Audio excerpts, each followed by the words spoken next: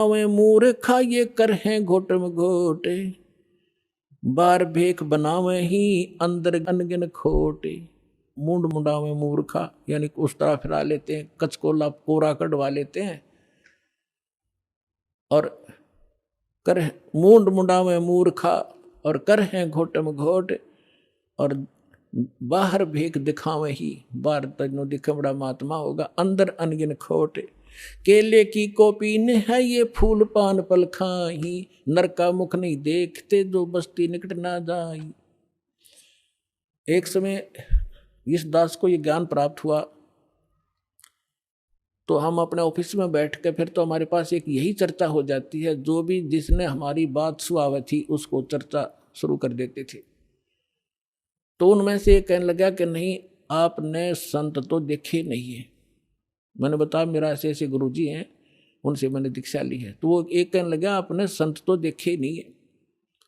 दूसरा मेरा साथी कह रहा था, मैं कैसे होते हैं भाई, कि मैं एक बार ऋषिकेश गया हुआ था हरिद्वार से आगे, और वहाँ एक आगे जंगल है 1 किलोमीटर आगे चल के साइड में, और वहाँ एक महात्मा रहता है, और वो केवल एक लंगोट बांधता है केले के पत्तों की, जंगल में रहता है, और जंगल में इतना गहरा चला जाता है आदमी के तो दर्शन भी नहीं करता वो, और जय उसके दर्शन हो जाए तो बेड़ा पार हो जाता है।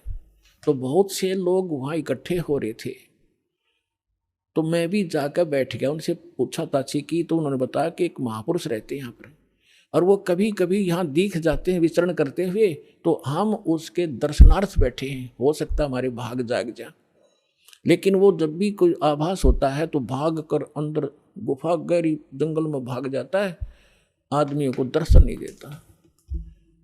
तो कहने लगा कि एक बता रहा था कि मैंने एक दिन थोड़ी सी दर्शन हुए थे, बस एकदम फिर वो पीठ फेर कर भाग गए, बस उस दिन थोड़ी सी कसर रह गई ना बेड़ा पार हो जाता। तो उसी आस में 20-30 आदमी बैठे थे वहाँ। अब इस परमात्मा के ज्ञान से वो निर्णय होगा कि वो के था, वो कौन था। है उसके क्या कहते हैं सुख संवेद में, केले की कोपीन है वो फूल पान फल खाही, केले के पत्ते की तलंगोट बांध रखा है। ऐसे बैरागी त्यागी महसूस होते हैं, और फूल पत्ते और फल खा के गुजारा करते हैं, और बस्ती के निकट नहीं जाते, आदमी का मुंह भी नहीं देखते। ऐसे त्यागी बैरागी, उनको संसार एक समर्थ संत मानते हैं। अब उसका पैमाना दिया है सुख संवेद में, केले की कोपीन है जो फूल पान फल खाही, नर का मुख नहीं देखते जो बस्ती निकट नहीं जाही। वो क्या है, वो जंगल के रोज हैं जो मनुष्यों बिद के जाही, निस्तिन फिरो उजाड़ में नो परमात्मा पावे नाही। कैसा पैमाना दे दिया, वो जंगल के नील गाय हैं, रोज हैं जो आदमी देख कर भाग जाए, फदड़ फदड़ कर पता नहीं कहाँ जाकर डटे। ये जंगल के रोज हैं, जब नाम से मोक्ष होगा, इन बकवादों से होगा। इस जंगल में पशु सारे नंगे फिरे और भाग जाते हैं, मर्ग भी दौड़ भाग जाते हैं आदमी से डर के। फिर इसका समाधान बताते हैं, डेरे डंडे खुश रहो ये खुसरे लेना मोक्षे, दरु प्रहलाद पार उतर गए फिर डेरे में क्या दोष। परमात्मा देखो, और तो कोई उदाहरण उनके पास था नहीं जब ये ज्ञान मालिक दिया करते थे। हम धरु और प्रहलाद को मुक्त मानते हैं, मानते हो खां जी। तो जब धरु और प्रहलाद तुम कहते हो पार हो गए, उनके इतिहास देखो पढ़ के। प्रहलाद जी 10 वर्ष के थे जब नरसिंह जी आए, उनको मिले, यानी परमात्मा प्राप्ति हुई। भक्ति वो पहले से ही कर रहे थे, और फिर उन्होंने शादी करवाई।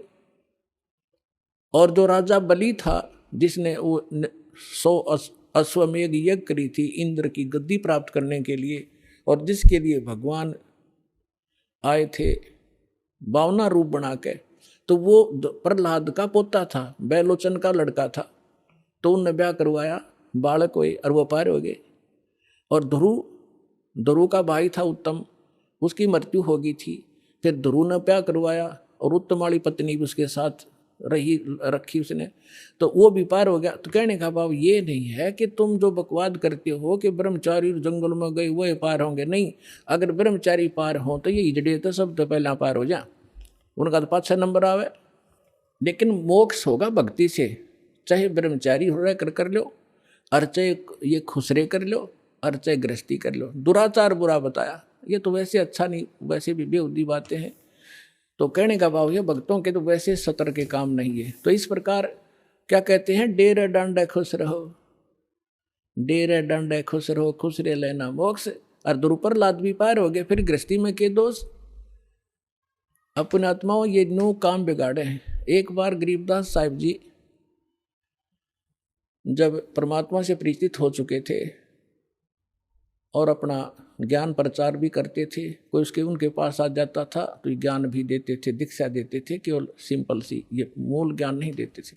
फिर भी उनसे बहुत राहत मिलती थी, वो समर्थ थे, आशीर्वाद से भी लाभ देते थे, संसारिक सुख त्याग करते। तो उन एक आपको बताता हूँ इनकी कैसी दुर्गति होती है। जग जाना यो बंदगी कराइए बोल सोल बबूल। एक बेरी गांव है रोहतक जिले में, अब वो झज्जर में हो गया। तो वहाँ का उस गांव का एक व्यक्ति था हरलाल नाम का, और वो धार्मिक व्यक्ति था घना। उसने एक साधु रख लिया अपने घर पे कि महाराज आप यहाँ रहो। उसके लिए एक चौबारा बनवा दिया ऊपर, आप यहाँ रहो, हमने सेवा मिल जाएगी, हमारे कर्म बन जाएंगे, आपकी भक्ति बन जाएगी। आपने भक्ति करनी ही है, आप बाल ब्रह्मचारी हो, घर छोड़ रखा, कहाँ भाई, ठीक है, होगी सेटलमेंट। उसका ऊपर चौबारा बना दिया, एकांत में उसको बढ़िया भोजन दे सुबह शाम, और वो अपना भजन करे, जैसा भी वो सोच रहे थे भजन करे। और वो भजन उसके पास भक्ति थी नहीं हुआ। तो क्या हुआ कि वो क्या करता था, बढ़िया माल खावे और अपना खावर सो जावे, या जिसी भक्ति थी अटपट की वो साधना करे थोड़ी बहुत देर, वो भक्ति मोक्षदायक थी नहीं। तो क्या हुआ, कुछ दिनों के बाद उस संत की मृत्यु होगी, अंतिम संस्कार कर दिया। तो पहले क्या करते थे कि गांव के जो किसान लोग थे बैलगाड़ी रखा करते थे, और ट्रांसपोर्ट का जो काम होता था आजकल ट्रकों से होता है, पहले बैलगाड़ियों से करा करते थे। तो बेरी से और इधर नजफगढ़ साइड में जाया करते थे, वो अपनी उस मंडी से सामान लाते थे, जैसे वहाँ से गुड़ ले आए, बूरा ले आए, इधर से बाजरा ज्वार ले जाते थे भर के, ऐसे वो ट्रांसपोर्ट करते थे। एक दिन गरीबदास साहिब जी उसी रास्ते पर, जो रास्ता गांव छुड़ानी से होकर बेरी से और आगे जाता था नजफगढ़ साइड में, तो वहाँ कुआं था एक, उस कुएं पर बैठ कर गरीबदास जी स्नान कर रहे थे। सुबह सुबह गर्मियों का मौसम था, 5 बजे उधर से वो हरलाल गाड़ी लिए आ रहा था, और उसने जो बैल एक जोड़ रखा था, वो बैल था गोरे कलर का, लाल रंग का। और वो क्या उसने, वो बैठ गया, वो बैठता था ऐसे, और वो हरलाल उतर कर फिर उसका लठ मारता, उसने फिर जबरदस्ती ठाता, फिर वो आधा किलोमीटर ठीक चलता और फिर बैठ जाता। तो वो कुदरती वहाँ बैठ गया आकर जहाँ गरीबदास जी नहा रहे थे, स्नान कर रहे थे। तो गरीबदास जी न्यों के न्यों उठ के धोती बांध रखी थी नहाते नहाते, और वहाँ गए उस बैल के पास जो बैठ गया था, एक बैल खड़ा था, गाड़ी रुक गई थी। तो उन्होंने उसके कान में कोई बात कही, वो एकदम खड़ा हो गया, वो बैल खड़ा हो गया। तो किसान ने तो यह बड़ी बात थी, बैल ठीक चलने लग गया, और वो वहाँ से लेकर बेरी लगभग 10-15 किलोमीटर पड़े हैं छुड़ानी तक, बेरी तक वो बैठा नहीं। उधर से राम रमी हुई, महाराज कौन हो आप? भाई गरीबदास नाम है मेरा। और यूँ क्या हो गया? कुछ ना, बस आगे इसका समझ में। जब तो वो चला गया, फिर उसने जाकर देखा, उसका जब न्योना जच्ची की खड़ा हो गया, जाते फिर बैठेगा थोड़ी दूरी पे, वो ना बैठा। तो फिर उसने पता करा भाई वो बैल ही भी इतना, इस दूसरे तो भी आगे चल रहा है, तो इतना तेज चल रहा है, क्या चक्कर है? उसने क्या कर दिया इसके कान में। तो वो वापस आया, जब उस गांव में रुक गया और पूछा वह गरीबदास कौन है? वो कुदरती परमात्मा वहीं आगे स्नान, गरीबदास जी उसी टाइम से स्नान, उसने नहीं सोचा इस टाइम से आया कर वो नान भगत। और वहां मिल लेगा। तो जब वो स्नान करना, पता था वो भगत किस लिए आ रहा है, मालिक वो तो परमात्मा से परिचित हो चुके थे। तो जब उसने देखा कि वो आदमी है जो उस दिन बैल के कान में कुछ इसने फूक फाक मारी थी, प्रणाम किया और पूछा, भगत जी आपने इस बैल के कान में क्या बोल दिया? ये तो उसके बाद डटा नहीं डटता और ना बैठता, आप तो भाई पहुंचे हुए महात्मा हो। अब इतना गरीबदास जी का उसमें ज्ञान इतना था नहीं, क्योंकि हम घर का जोगी जोगड़ा और बाहर का जोगी सिद्ध, ये तुम्हारी पुरानी आदत है। तो गरीबदास जी ने कहा कि अब बैठ जा, बताऊंगा क्या कह दिया मैंने। आपके घर में चौबारे में एक बाबा जी रहा करता, संत भगत अखा जी रहता था। कहाँ गया वो? तो उस हरलाल भगत ने, किसान था वो जाट, उसने बताया जी वो तो मृत्यु को प्राप्त हो गया, 4-5 वर्ष हो गए। परमात्मा ने कहा कि ये बैल ओए है तेरा बाबा जी, इस नकली पर भक्ति बनी नहीं, सत साधना इसके पास थी नहीं, यू खावे था सोए था, नकली डड़े डोए था, कंकर पत्थर इकट्ठे करे, साधना ठीक नहीं थी।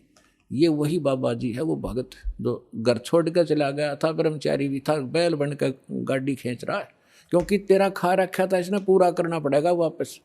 मैंने इसको ये कहा, भाई भगत जी चाहे तो लठ खा के इसका दे दे, और चाहे अपना स्वभाव पूरा कर दे, पूरा करे पीछा छूटेगा तेरा।